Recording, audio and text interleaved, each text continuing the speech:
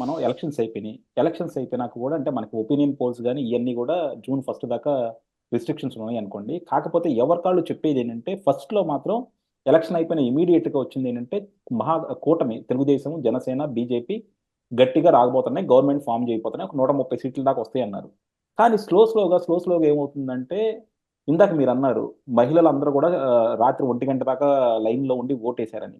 So, అందరూ చెప్పేదేంటంటే రాత్రి అంత దాకా మహిళలుండి ఓటేశారంటే, ఆ మహిళలంతా గూడా ఇది జగన్మోహన్ రెడ్డి గారికే ఏశారు. ఆయన స్కీమ్స్ ద్వారా లబ్ధి పొందారు గాబట్టి ఆయనకే ఏశారు. మహిళలు, ముసలోళ్ళంతా, వృద్ధులంతా గూడా సాయంత్రం ఓటింగ్‌లో పాల్గొన్నారు. సో, అదంతా జగన్మోహన్ రెడ్డి గారికి అనుకూలంగా వస్తుంది. సో, ఇది గనక వర్కౌట్ అయితే జగన్మోహన్ రెడ్డి గారు మళ్ళా కంఫర్టబుల్‌గా గవర్నమెంట్ ఫార్మ్ చేస్తారన్నది ఒక దాన్ని స్ప్రెడ్ చేస్తా ఉన్నారనమాట. లాస్ట్ వారం రోజులుగా చూస్తే. మీరేమంటారు దానికి?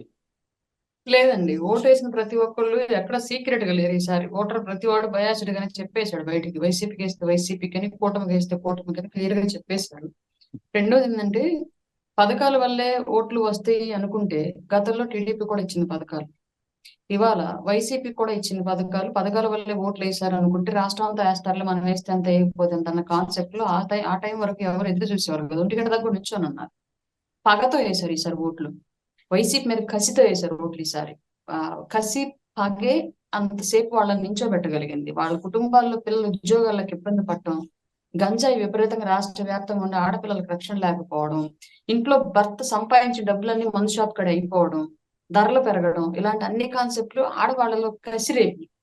ఆ కసి ఇవాళ అంతసేపు నించొని ఓటేసే స్థాయికి ఉంచింది. లేదంటే అంత స్థాయిలో ఎవరు పథకాలొస్తాయి గదా! పథకాల కోసం ఓటేద్దాం అన్న కాన్సెప్ట్‌లో ఎవరు నిలబడరు. పథకాలు నమ్మామంటే మనం తీసుకున్నట్టు రాష్ట్రం అంతా మహిళలు తీసుకుంటున్నారు. ఆళ్ళేస్తారులే. మనం వేయకపోతే ఏమైద్ది అన్న కాన్సెప్ట్‌లో ఈళ్ళు ఇంట్లో ఉంటారు. ఒక టైం వరకు ఉండి మిగతా ఎళ్ళిపోతది. ఇంకొక విషయం ఏంటి అంటే, మిగతా రాష్ట్రాల నుంచి, మిగతా దేశాల నుంచి 2,00,000, 3,00,000 ఇచ్చి ఖర్చులు పెట్టుకొని వచ్చి ఏసెళ్లారు ఓట్లు. మహిళలు వచ్చారు. వాళ్ళ భర్తలు వచ్చారు. మా పక్క రాష్ట్రాల నుంచి 3,000, 4,000 ఛార్జీలు పెట్టుకొని వచ్చేసెళ్లారు. వాళ్ళకి ఓటుకి పంచుంటే ఎంత పంచుంటారు మహా అయితే 3,000 పంచుంటారు హైయెస్ట్. కొన్ని నియోజకవర్గాలు, కొన్ని ప్రాంతాల్లో 5,000 ఇచ్చారు. పిఠాపురం లాంటి ప్రాంతాల్లో 5,000, 7,000 ఇచ్చారు. మా ఒంగోలు లాంటి ప్రాంతాల్లో కొంతమందికి 3,000, కొంతమందికి 5,000 అట్లా ఇచ్చారు.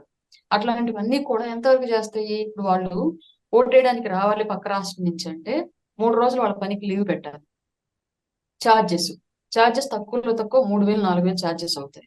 వాళ్ళు 3 రోజులు పని మానుకుంటే 3,000 సంపాదన పోతుంది. 3,000 మినిమమ్ 5,000 సంపాదన పోతాయి. అంటే అక్కడ 10,000 వాళ్ళు లాస్ పోతున్నారు. ఇక్కడిచ్చే ఓటెంత? 5,000, 2,000. అట్లాంటప్పుడు అంత దూరం నుంచి వచ్చి ఇక్కడ నించొని ఓటేసి వెళ్దాం అర్ధరాత్రి దాకా అని చెప్పేసి ఎవ్వడు ఆలోచించడు. అక్కడికెళ్తే మనకొచ్చేదెంత? మనకు పోయేదెంత అన్న కాన్సెప్ట్‌లో పక్క రాష్ట్రాల్లో ఉండేవాడు. ఇవాళ పక్క రాష్ట్రాల నుంచి వేలాది మంది వచ్చి సొంత డబ్బులతో ఓట్లేసి వెళ్లారు అంటే అది కసి.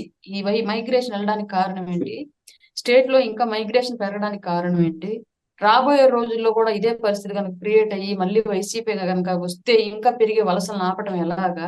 ఇట్లాంటి పరిస్థితులన్నీ కూడా వాళ్ళ మైండ్‌లోకి వచ్చాయి కాబట్టి ఆలోచనకి కసితో నించొని ఓటేసి వెళ్లారు.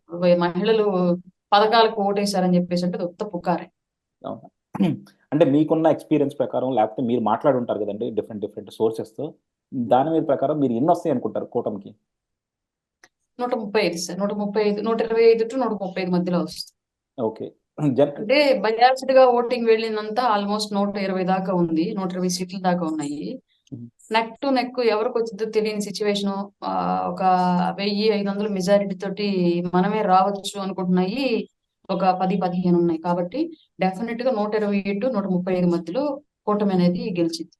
మీరేమో 130 అంటున్నారు. జగన్మోహన్ రెడ్డి ఏమో అప్పుడే వైజాగ్‌లో ప్రమాణ స్వీకారం చేయడానికి హోటల్ రూమ్‌లు గూడా బుక్ చేసుకుంటున్నారు ఆళ్ళందరూ గూడా. ఎర్రగడ్డ మెయిల్ హాస్పిటల్ ఉంది గదండీ అక్కడ. ఆ! ఎర్రగడ్డ హాస్పిటల్ ఉంది గదా! అక్కడికెళ్లి చేసుకోవడానికి అలా అంటున్నారు ఆయన. మీకు అర్థం గాలేదు. అక్కడ ఓకే. ఎర్రగడ్డ హాస్పిటల్ ఉంటది వైజాగ్‌లో. ఆయన ప్రమాణ స్వీకార స్థలం అది రేపొద్దున ఆఫ్టర్ ఎలక్షన్. ఆయన ఎందుకంటున్నాడంటే ఇదొక మైండ్ గేమ్ అండి. Logical game. జనరల్‌గా ఆలోచన ఎలా ఉండిద్ది అంటే ఒకవేళ కూటమికి అండ్ వైసీపీకి ఒక 10, 20 సీట్లు తేడాతోటి వచ్చింది అంటే రిజల్ట్ రేపొద్దున కూటమిలో అమ్ముడుపోయే వాళ్ళు ఎవరో ఒకళ్ళు ఉంటే వాళ్ళని కొనేసి మళ్ళీ గవర్నమెంట్ ఫార్మ్ చేసుకోవచ్చు. అప్పటిదాకా పార్టీలో ఉన్నటువంటి నాయకుల్ని కాపాడుకోవడానికి ఆల్రెడీ రిజల్ట్స్ అన్ని ఎగ్జిట్ పోల్స్ అంటే రిజల్ట్స్ అన్ని కూడా అన్ని సర్వేలు కూడా కూటమికి అనుకూలంగా ఇస్తున్నాయి ఆఫ్టర్ రిజల్ట్స్.